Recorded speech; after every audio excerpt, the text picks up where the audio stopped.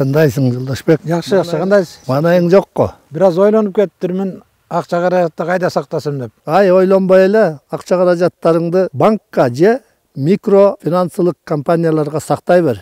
Азыр мамлекеттик депозиттерди коргоо агенттиги бар. Сенин депозиттериңе кепилдик болуп берет. Кайсы банктарда кепилдик бар экен? Бардык банктарда жана микрофинансылык компанияларда.